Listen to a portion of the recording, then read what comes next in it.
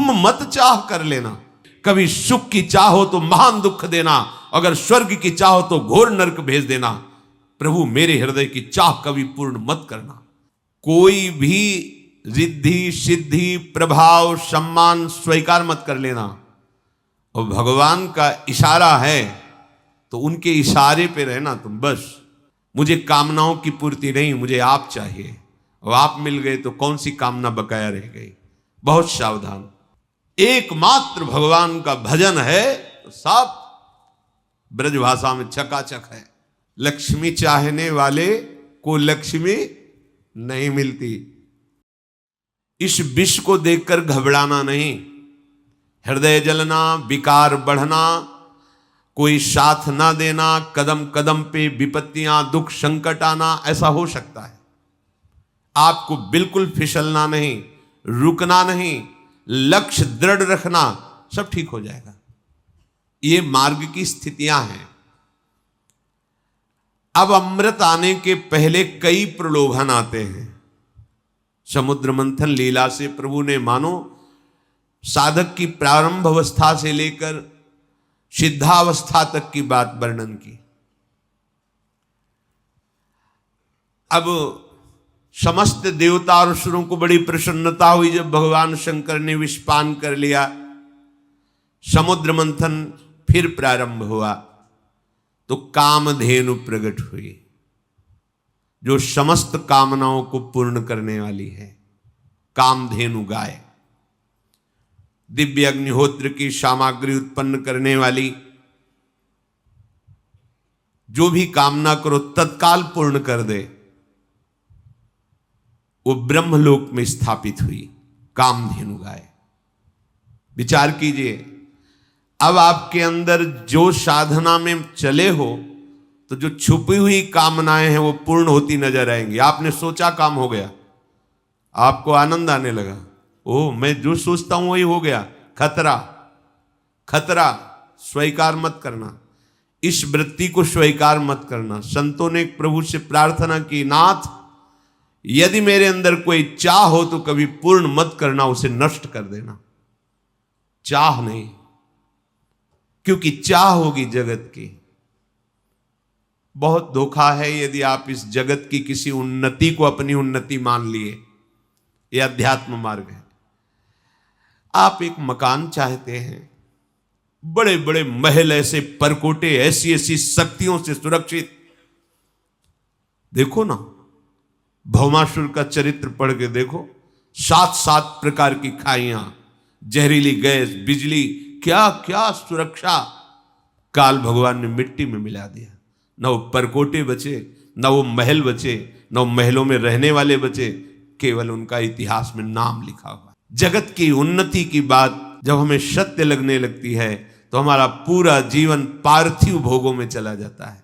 अध्यात्म मार्ग को हम जान ही नहीं पाते कि हमारा शरीर छूटेगा तो हमारी गति क्या होगी। सब जीने की व्यवस्था में पूरी आयु व्यतीत कर देते हैं, लेकिन आयु पूरी होने के बाद क्या व्यवस्था है उसके विषय में सोचते ही नहीं। अध्यात्म वर्तमान को और भविष्य को दोनों को महामंगलमय बनाता है। साधक की जब साधना अहंकार रहित होने लगती है, अर्थात विष का शमन होने लगता है, तो उसके अंदर दिव्यता आती है। वो जो पदार्थ सोचता है वही मिल जाएगा, व्यक्ति वस्तु का संयोग वही हो जाएगा। जैसा सोचता है वैसा ही होना प्रारंभ हो गया। ये कोई सिद्धि नहीं है, ये कोई लक्ष्य नहीं है, ये लक्ष्य से गिराने वाला है। अगर यहीं रुक गए तो अमृत पद पर नहीं पहुंच पाए अभी। इसीलिए वो कहाँ स्थापित की गई? ब्रह्मलोक में। अर्थात समस्त कामनाएं ब्रह्म में समर्पित कर दो, प्रभु के चरणों में समर्पित कर दो। मुझे कामनाओं की पूर्ति नहीं, मुझे आप चाहिए, और आप मिल गए तो कौन सी कामना बकाया रह गई। बहुत सावधान। कुछ साधक अपनी इसमें बड़ाई समझते हैं, मैं जो सोचता हूं वही हो जाता है। ये बड़ाई नहीं, धोखा है तुम्हारे साथ। तुम अपने साथ धोखा कर रहे हो, अपने भजन को खर्च कर रहे हो जो भगवत प्राप्ति के लिए, और ये करते करते तुम्हारा उत्साह नष्ट हो जाएगा। तुम सत्य संकल्प कर ही नहीं पाओगे भगवत प्राप्ति का। इसलिए कामनाओं की पूर्ति पे जलन होनी चाहिए। तुम्हारी इच्छा हुई तत्काल कामना की पूर्ति नजर आ रही तो तुम्हें भयभीत हो जाना चाहिए। प्रभु क्या आप देख नहीं रहे हो? नाथ एक कामनाओं की पूर्ति रूपी वृत्ति हमें परमार्थ से हटा देगी, ऐसा कभी नहीं होना चाहिए। राबिया जी नाम की भक्ता थी, उन्होंने प्रभु से कहा, यदि मेरे हृदय में कभी सुख की चाह हो तो महान दुख देना, अगर स्वर्ग की चाह हो तो घोर नरक भेज देना, प्रभु मेरे हृदय की चाह कभी पूर्ण मत करना। भर्तृहरि जी ने भगवान शंकर जब प्रकट हुए तो कहा, हे देवाधिदेव, मुझे कभी सम्मान से भिक्षा भी ना मिले। क्या ये चाह रहे हैं महापुरुष?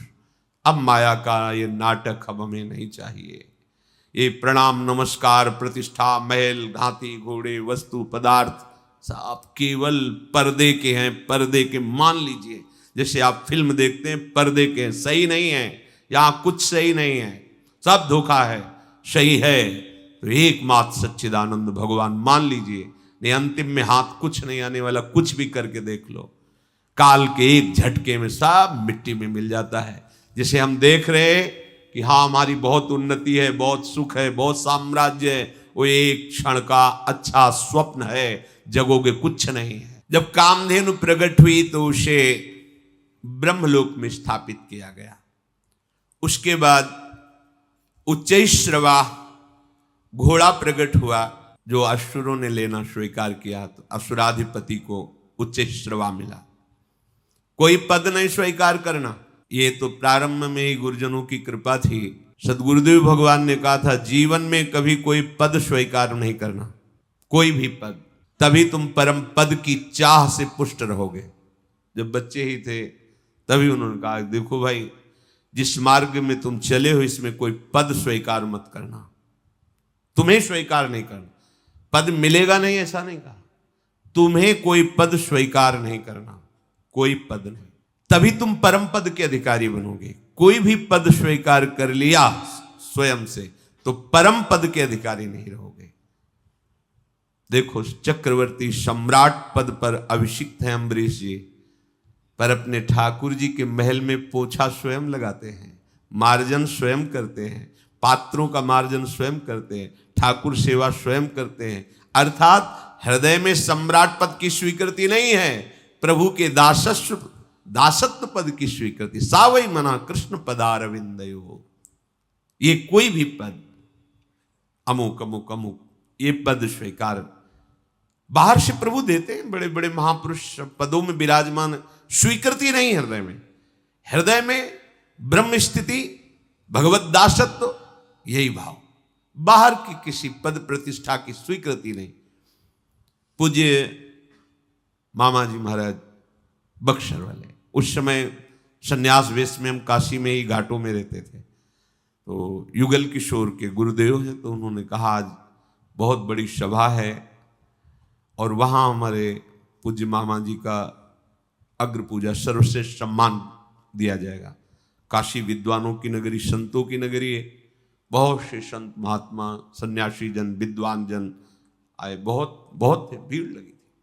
मामा जी को जो मंच बना था विराजमान करके अभिषेक किया गया, और जब मामा जी को कहा गया आप 2 वचन बोलिए, निहाल कर दिया, आंखों में आंसू थे, और उन्होंने कहा जैसे माँ अपने पुत्र को सजा करके गोद में बैठा कर दुलार करती है, ऐसे आप सब काशीवासी महापुरुष जन मुझ अधम को जो पुत्रवत दुलार कर रहे हैं, इससे मुझे पता चल गया कि मेरे प्रभु मुझे अपने चरणों में स्वीकार किए हुए हैं।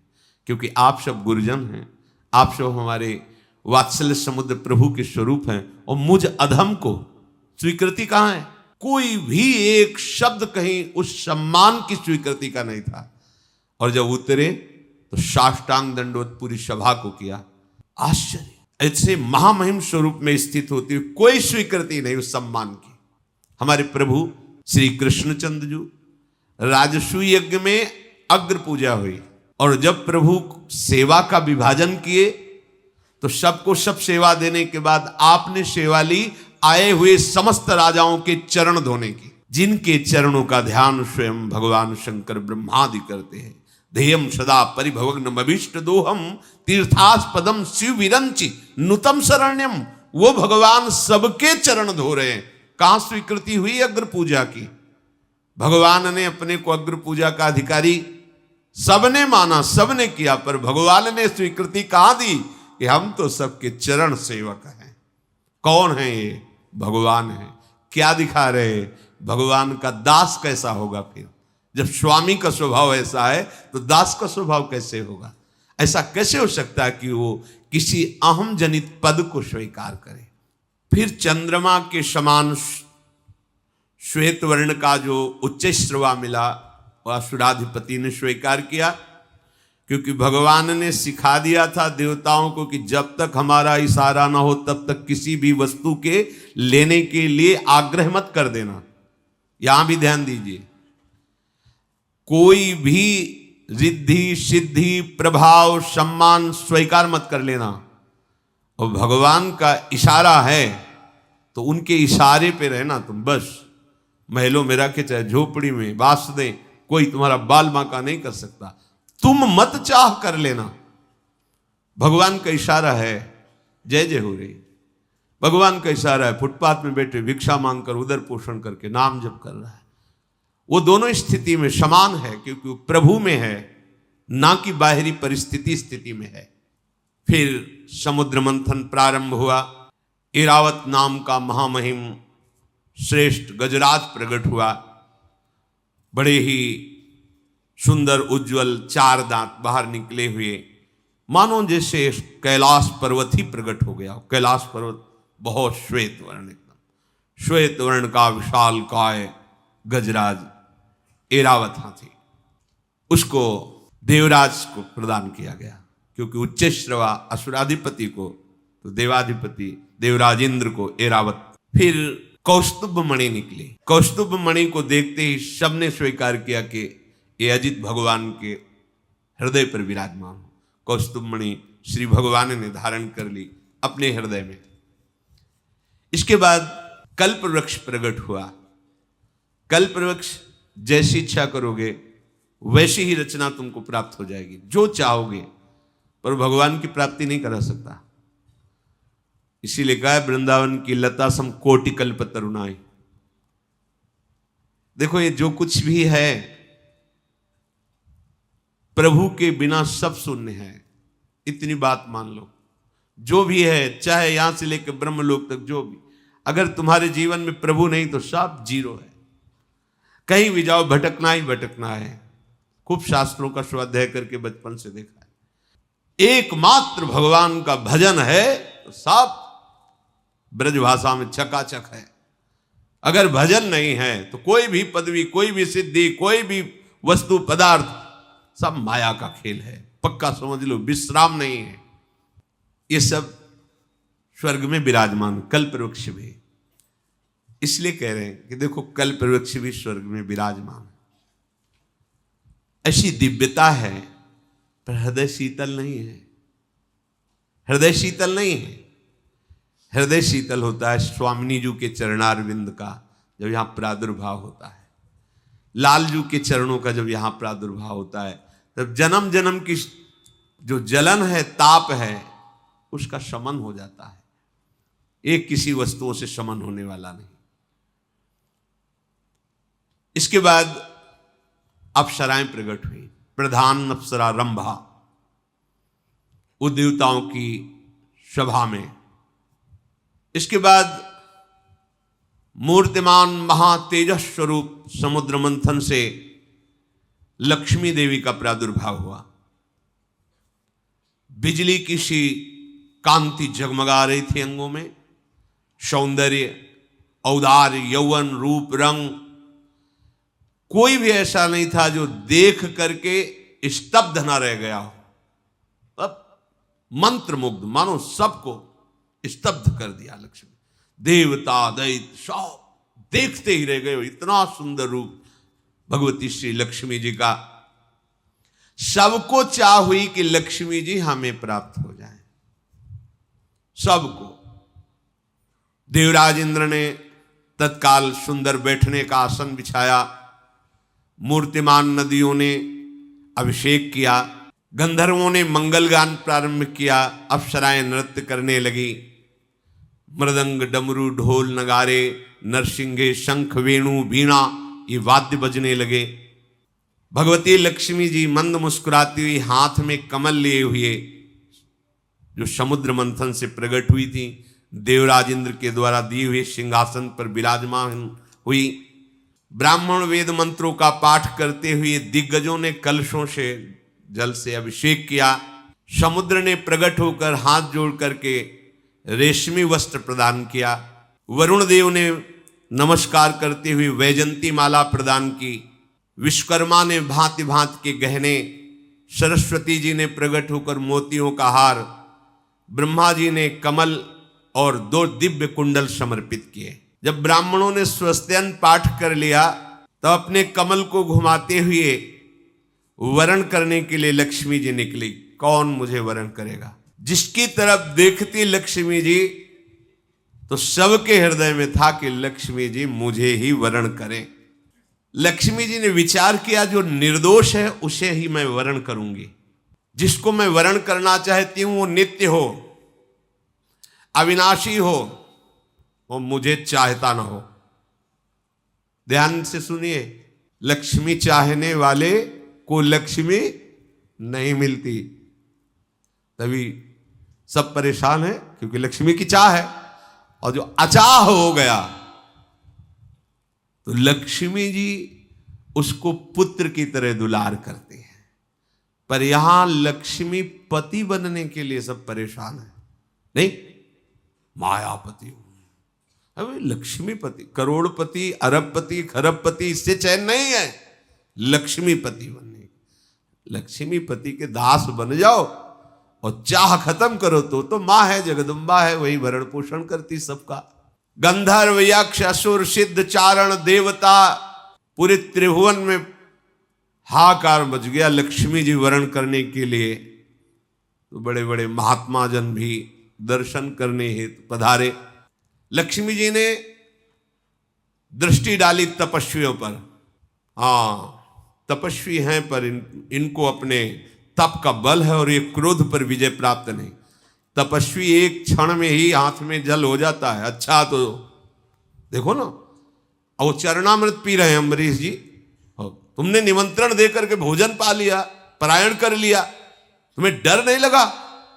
लो ये लो, कृत्या प्रकट कर दे। एक क्षण में दंड देने की भावना, ये क्रोध पर विजय प्राप्त नहीं कर सके। ये ज्ञान तो है इनको, ज्ञानी जन, पर ये पूरे अनासक्त नहीं है। ये बड़े बड़े महत्वशाली हैं पर ये पूर्ण काम विजयी नहीं है। बहुत ऐश्वर्यशाली हैं पर इनको दूसरों का आश्रय लेना पड़ता है। धर्माचरण तो है पर प्रेम नहीं है। त्याग तो है पर ये मोक्ष पद में नहीं है। वीरता तो है पर काल के पंजे से बाहर नहीं है। और कुछ महात्माओं को देखा कि इनके अंदर न विषयाशक्ति न कोई चाह है, पर ये देख ही नहीं रहे हैं, ब्रह्मानंद में तृप्त है। तो उनसे मतलब ही क्या है? कुछ अद्वैत समाधि में तल्लीन है, किन्हीं की आयु बहुत लंबी है पर शील और मंगल ठीक नहीं है, किन्हीं का शील मंगल ठीक है, आयु का ठिकाना नहीं है, किन्हीं के दोनों ठीक है पर भेष अमंगल है। सब जगह नहीं। एक बचे भगवान श्री हरि। तब कहा यहां सब कुछ है पर ये मेरी तरफ देख ही नहीं रहे, चाह ही नहीं रहे। पर ना चाहते हुए भी वर्ण मुझे इन्हीं का करना है। लक्ष्मी जी ने श्री भगवान श्री हरि के गले में वरमाला डाल दी। समस्त देवताओं ने जय घोष किया। भगवान जगत पिता हैं, लक्ष्मी जी जगत जननी है, जगत माता है। समस्त संपत्तियों की अधिष्ठात्र देवी श्री लक्ष्मी जी को पार्श्व में विराजमान तो किया ही, पर प्रधान स्थान वक्षा स्थल में दिया, जिसे श्री लांछन कहते हैं। श्री लक्ष्मी जी यहां विराजमान भगवान श्री हरि के। शंख, तुरही, मृदंग आदि बाजे बजने लगे, जय घोष होने लगे। मंत्रों के द्वारा बड़े बड़े ब्रह्म ऋषियों ने भगवान की स्तुति की। अब लक्ष्मी जी ने जब नारायण श्री हरि का वर्ण किया तो असुर जन निराश हो गए। भगवान ने कहा निराश नहीं होना चाहिए। देखो, जब तक लक्ष्य की प्राप्ति न हो तो आशा बीच में नहीं रोकनी चाहिए। आशा लक्ष्य पर रखो। आशा से दास्यम वृषभानुजायास। बीच में किसी बात पे आशा खंडित नहीं होनी चाहिए। एकमात्र जो आशा की भगवत मिलन की, वहां तक हमें हर स्थिति में पहुंचना है। फिर उत्साह बढ़ाया, तो बहुत ही सुंदर आकर्षणकारी नवयुवती स्वरूप में वारुणी देवी प्रकट हुई। असुरों ने कहा आप किसी की बात नहीं चलेगी, इनको हम स्वीकार करेंगे। भगवान ने देवताओं को हाँ आप ले लीजिए। वारुणी देवी वो दैत्यों ने स्वीकार किया। समझ रहे? फिर महाराज बहुत जोर से समुद्र मंथन प्रारंभ हुआ। हलाहल विष, कामधेनु गाय, उच्च श्रवा घोड़ा, एरावत हाथी, कौस्तुभमणि, कल्पवृक्ष, रंभा प्रधान और अन्य अप्सराएं, देवी लक्ष्मी जी, वारुणी और पारिजात वृक्ष और चंद्रमा का भी प्रादुर्भाव समुद्र मंथन से हुआ। पांचजन शंख का भी प्रादुर्भाव समुद्र मंथन से हुआ।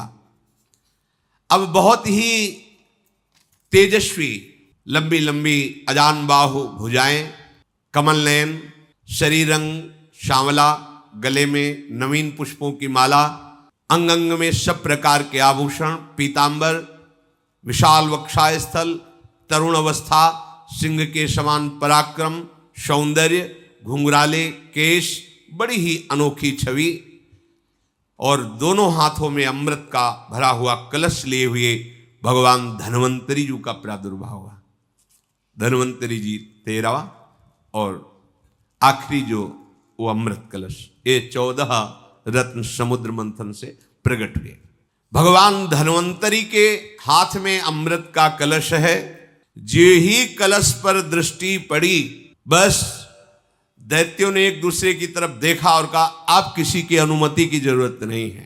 तत्काल दौड़ पड़े और घेर लिया धन्वंतरी भगवान को और उनके हाथ से अमृत का कलश लेकर के भाग पड़े।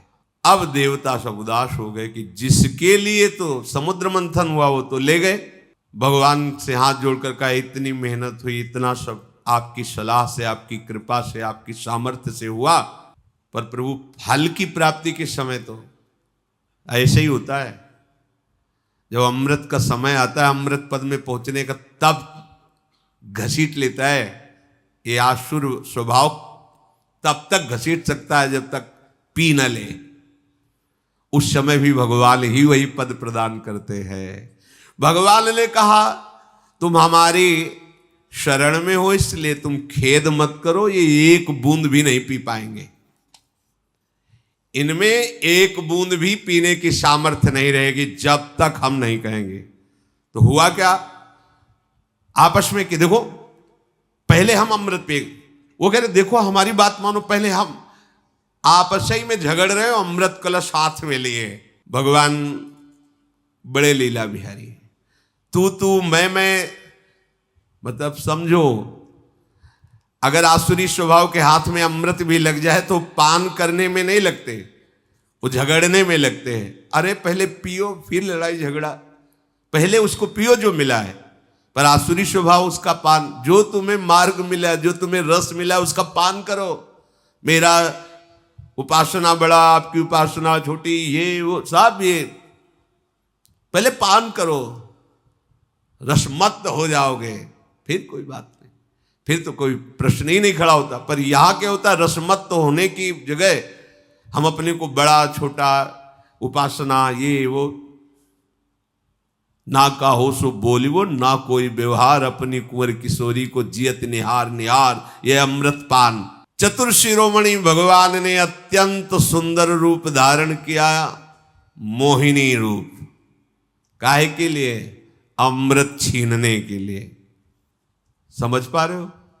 हाँ, भगवान ने मोहिनी रूप धारण किया, ऐसा सलोना रूप। वैसे ही सरकार करोड़ करोड़ कामदेवों को मूर्छित कर देने वाली मुस्कान वाले हैं, और फिर ये मोहिनी रूप धारण किए हो, वैसे ही मोहन है। ऐसे एक एक तिल तिल भर का ऐसा, एक जगह देख लो तो मूर्छित हो जाओ, ऐसा सौंदर्य। वो कैसे समझ में आएगा? भगवान के सौंदर्य के एक अंश से त्रिभुवन में जितना सौंदर्य है वो सब है। नौ यौवन अवस्था का वो स्वरूप देखो, भगवान सुखदेव जी देख रहे और वर्णन कर रहे हैं, कैसी महा महिमामयी अंतर्दृष्टि है। एक एक अंग का वर्णन कर रहे हैं मोहिनी भगवान की। और प्रकट कहाँ हुए? उन्हीं दैत्य सेनापतियों के बीच में जहां अमृत कलश लिए हुए थे। नूपुरों की झनकार, कंगन वलय की झरकार, किंकणी की झनकार, जे हुई तो अमृत कलश से दृष्टि हटी और वो मोहिनी सरकार पर दृष्टि पड़ी। जे ही पड़ी, मंद मुस्कुरा के तिरछी चितवन से देखा, सब के सब दैत्य भूल गए कि मुझे पान क्या करना है। अमृत हाथ ही में रह गया, सब देखते ही रह गए, मोहिनी रूप को भूल गए। अमृत पीना मैं तू सब खत्म, देखते ही रह गए। ऐसा भगवान का रूप। भगवान के सौंदर्य को देखकर सब आस पास से भगवान को घेर लिए, मोहिनी ठाकुर को। उनमें से प्रधान बलवान जो असुर थे, एक दूसरे को दृष्टि से देख, पहले मैंने देखा, पहला प्रश्न मैं करूंगा, मेरा अधिकार है। भगवान सबकी तरफ ऐसे देखते हैं मानो सबसे अधिक मुझे ये चाहती है, ऐसा। बड़े लीला विहारी, जो उनमें अपने को बहुत बलवान और अधिकारी समझ। उन्होंने कहा, कमल नयनी तुम कौन हो, कहां से आई हो, क्या करना चाहती हो? सुंदरी, तुम्हें देखकर हमारे हृदय में प्रश्न ही प्रश्न खड़े हो गए। बड़ी खलबली मच रही मेरे हृदय में। ना तुम देवताओं के कुल की हो, ना दैत्य कुल की, ना सिद्ध, ना गंधर्व, ना चारण, ना लोकपालों की, क्योंकि आज तक मैंने ऐसा ना सुना है रूप, ना देखा है। फिर मनुष्य की तो बात ही क्या है। विधाता ने सिर्फ हमारे लिए रचा है तुम्हें। मुस्कुरा दिए भगवान, हाँ तुम्हारे लिए विधान इस तुम्हारे लिए ही किया है। सही बात है, ये विधान तो मैंने तुम्हारे लिए ही किया है। देखो, हम सब तुम्हारे सेवक हैं। देख लो, बड़े बड़े असुर सेनापति एक मुस्कान में बोल पड़े, हम तुम्हारे सेवक हैं। हम आपस में लड़ाई लड़ रहे हैं, तुम हमारा झगड़ा मिटा सकती हो?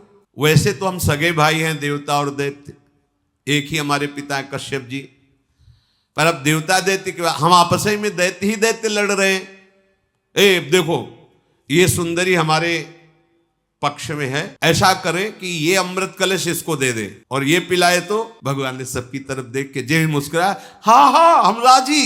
अमृत कलश बिना मांगे हंसते हुए भगवान के, समझ रहे हो, बिना मांगे अमृत कलश उनके हाथ में। तिरछी चितवन से हर एक दैत्य को देख के भगवान ने घायल किया। हर दैत्य समझ रहा है मुझे सबसे ज्यादा प्यार करते तो अमृत तो हमको ही सबसे पहले पिलाएंगे। भगवान ने कहा, मेरी भी बात सुनो। तुमने पूछा तुम कौन हो, तो मैं अपना परिचय बता रही हूं, मैं किसी की नहीं होती। ठीक कह रहे, माया रूप धारण किया। माया किसकी है? हरि की है, किसी की और की थोड़ी हो सकती। भगवान के वचनों को समझना है।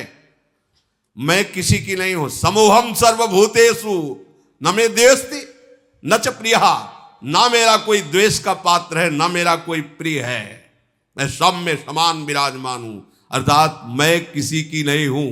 तो समझ जाना चाहिए ना कि जो किसी के लिए है क्या? माया। माया किसकी होती? किसी के लिए। तो भगवान भगवान रूप में तो नहीं दिखाई दे रहे ना, मोहिनी रूप।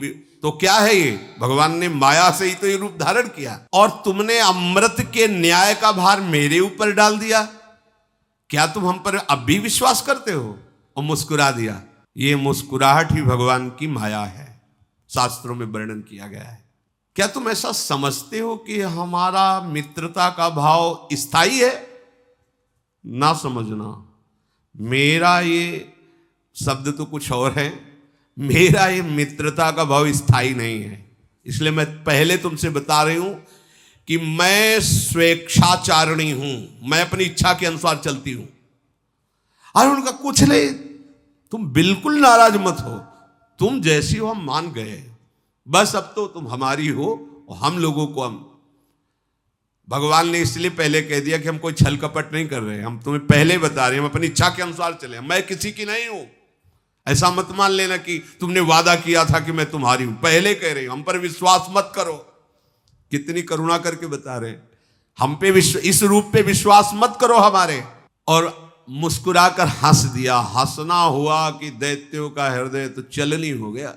उन्होंने और इसे विश्वास समझा, मतलब ये बहुत सच्ची बात कह रही, मतलब ये विश्वास योग्य है। नहीं तो कह सकती थी छल कपट भरी बात, हम तुम्हारे पक्ष में हैं, ऐसा ऐसा कुछ। बिल्कुल खरी बात कही, बहुत सही बात कही, ये तो विश्वास के योग्य ही है।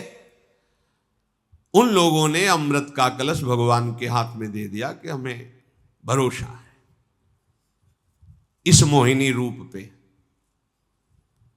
भगवान ने अमृत कलश हाथ में लिया और चले लहराते हुए।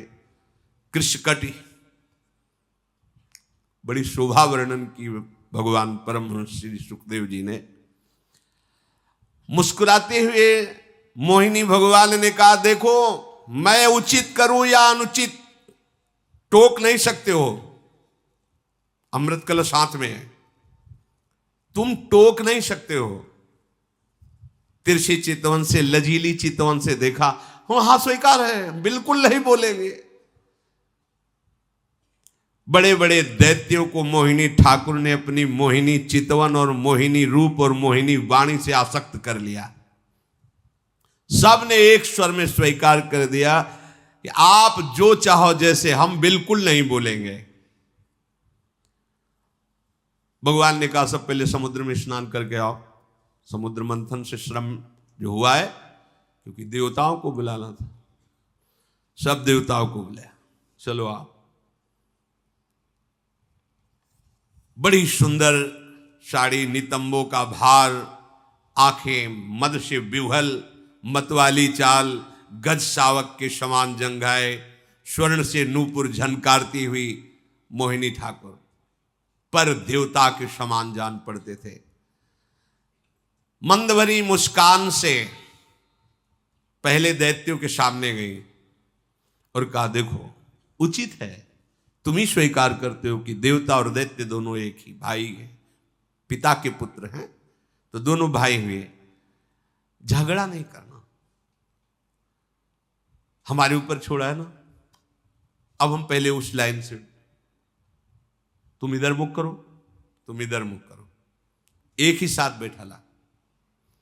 और हर दैत्य के सामने बिना अमृत कलश पिलाए कटाक्ष करते हुए भगवान धैर्य पूर्वक बैठे कि प्यार तो हम ही से करती है और हम ही को अमृत पिलाएगी, घूम के कहीं से भी आ जाए। दैत्यों के सामने जब भगवान चल रहे हैं तो अपना पल्लू गिरा के चल रहे हैं। असुर स्वभाव वैसे ही है। देवताओं को भगवान सामने जाकर बिल्कुल सावधान, सब बिल्कुल सावधान बैठे हैं। हाव भाव कटाक्ष से मोहित करके दैत्यों को फिर अमृत पिलाना शुरू किया। देवताओं को देखते जा रहे भगवान। वो अमृत जो मृत्यु का नाश करने वाला है, अर्थात अमर कर देता है। बुढ़ापा नहीं आएगा, कोई दर्द नहीं, कोई पीड़ा नहीं, बहुत प्रकार के उसमें सद्गुण। परीक्षित असुरजन मोहित हुए बैठे हुए थे, बिल्कुल हलचल हृदय में नहीं थी। वशीकरण कर लिया था मोहिनी ठाकुर ने अपने नेत्रों से, मंद मुस्कान से। और वे समझ रहे थे ये जो करेगी वो हमारे प्रियता में ही करेगी। मोहिनी ठाकुर से उन्हें अत्यंत प्रेम, भगवान जान के नहीं, एक सुंदर स्त्री समझ के। और देवताओं को बिल्कुल कोई फर्क नहीं था भगवान की किसी भी चितवन में, मुस्कान में। क्यों जान रहे क्या, श्री भगवान है। समझ रहे हो, कोई भी सौंदर्यशाली तुम्हें तभी आकर्षित कर सकता है जब तुम उनमें भगवत भाव नहीं करोगे। यदि भगवत भाव करोगे तो कोई तुम्हें आकर्षित नहीं कर सकता, क्योंकि परम सुंदर भगवान सब में विराजमान है। एक भी देवता मोहित नहीं हुआ, क्योंकि वो जानते कि श्री भगवान है। और एक भी दैत्य नहीं बचा जो मोह से युक्त ना हो गया, क्योंकि वो जानते नहीं कि ये श्री भगवान है। बस इतना ही खेल है। मत्ता परतरम नान्यत किंचित अस्ति धनंजय। मेरा ठाकुर कह रहा है मेरे सिवा कुछ नहीं है। और हम क्या देख रहे हैं, स्त्री पुरुष, उत्तम अधम, अच्छा बुरा। तो यही मोहिनी ठाकुर की मोहिनी माया है, जो हम उनको न देख करके और कुछ देख रहे हैं और कुछ मान रहे हैं। वही कारण है कि हम अमृत पद को छोड़ करके आसक्त हो रहे हैं देहों में, भोगों में। अमृत देवताओं को पिलाया जा रहा है। तो राहु दैत्य ने सोचा कि कहीं मेरे साथ छल तो नहीं हो रहा है, कि इधर पीठ पे पीठ लगा के विराजमान किया गया। तो ऐसा तो नहीं हो रहा कि मुझे छला जा रहा हो। तो देखा तो इधर से गए थे बिना पिलाए, उधर सबको पिलाते हुए आ रहे हैं। तो बगले में तो पंक्ति लगी थी, चट से एक देवता के बीच में ऐसे घूम के बैठ गए राव, और भगवान ऐसे देख रहे थे सावधानी पूर्वक, और देवताओं की अंजलियों में अमृत। चंद्रमा और सूर्य ने तुरंत कहा प्रभु बीच में राव, अमृत गिर चुका था। भगवान ने तत्काल सुदर्शन चक्र से उसका सर काट डाला, पर यहां अमृत नहीं पहुंच पाया। बस इतने में ही आज भी है जो चंद्र ग्रहण सूर्य ग्रहण है ना, वो इसीलिए पड़ता है। शिर अमर हो गया। आज भी वैर भाव रखकर चंद्र ग्रहण सूर्य ग्रहण, वो चंद्र और सूर्य पर आक्रमण करता है राव। सब अमृत देवताओं को पिला दिया। असुरों ने जब पीछे मुड़ के देखा तो कलश में एक बूंद भी नहीं। बस आप इतना समझ लीजिए कि भगवान को जब तक भगवान नहीं मानोगे तब तक अमृत पद पे नहीं। एक भी यहां कोई वस्तु व्यक्ति स्थान अन्य नहीं है। महापुरुषों ने अनुभव किया, जड़ चैतन्य कछु नहीं दीखत, जित दीखत तित श्याम खड़े। गोपीजनों ने देखा है, जित देखूं तित श्याममयी। गोस्वामी जी ने देखा, सी राम में सब जग जा, मेरे प्रभु ही हैं। जब तक भवदाकार वृत्ति नहीं होती तब तक इस अमृत पद का अधिकारी नहीं होता। प्रभु से बिलग कोई भी वस्तु, कोई भी व्यक्ति, कोई भी स्थान है तुम्हारे हृदय में, वो तुम्हारे अमृत पद से तुम्हें वंचित कर देगा। देखो ना, अगर हिरण के बच्चे में भगवान की भावना कर ली होती भरत जी महाराज ने, मेरे भगवान, तो भजन छूट गया ऐसे शब्द नहीं आता। कुत्ते पे भावना कर ली नामदेव जी ने तो वहीं प्रकट हो गए भगवान विठ्ठल। जल लेने गए तो बहुत लंबा भूत वहां नदी के किनारे था, तो ऐसे देखा, वाह प्रभु ऐसा भी रूप धारण कर लेते हो। वहां भावना की तो देखा विठ्ठल भगवान भूत के रूप में मुस्कुरा रहे हैं। जब हम प्रभु से बिलग किसी की सत्ता देते तभी हमारा जन्म मरण निश्चित हो जाता है। यहां प्रभु से बिलग कुछ नहीं है, सब में प्रभु विराजमान वही हैं। ये पंचभूत भी वही बने हैं, पर इसकी प्रक्रिया है। इसको दो विभाग किए जाते हैं, एक किया जाता है सत और एक किया जाता है असत। है वही, पहले असत का त्याग करो, सत में प्रतिष्ठित हो। जब सत में प्रतिष्ठित हो गए तो सब कुछ सच्चिदानंद है, यह अनुभव हो जाएगा। असुर एकदम भड़क गए, कलश तो खाली हो गया। भगवान ने उसी समय मोहिनी रूप त्याग करके अपने स्वरूप, अब वो सब माथा पीट रहे कि मुझे क्या पता था कि ये हरि ऐसे रूप को धारण करेंगे। बस घाटा बाद में समझ में, मन पछताई है अवसर। जिससे हम द्रोह कर रहे हैं, जिसे हम नीच समझ रहे हैं, जिसे हम क्रूर समझ रहे हैं, उसमें प्रभु विराजमान है। जब तक हमारे हृदय में भाव नहीं आता तब तक हमारी कच्ची साधना है। सच्ची साधना यही है, कण कण में झांकी भगवान की, किसी सूझ वाली आंख ने पहचान की। सूझ वाली आंख, तत्व दृष्टि जब तक जागृत नहीं होती तब तक ये वैर, ये विरोध, ये आकर्षण, मैं तू, ये माया का खेल हमारे सामने चलता रहता है। जेवी भगवान ने अपना वास्तविक स्वरूप धारण किया, अब देवता अमृत पी चुके थे, दैत्य क्रोधानल से जल रहे थे। आगे की बात आगे युद्ध में हम इस प्रसंग को इस बात पे लेते हैं कि संपूर्ण समुद्र मंथन भगवान से ही हुआ।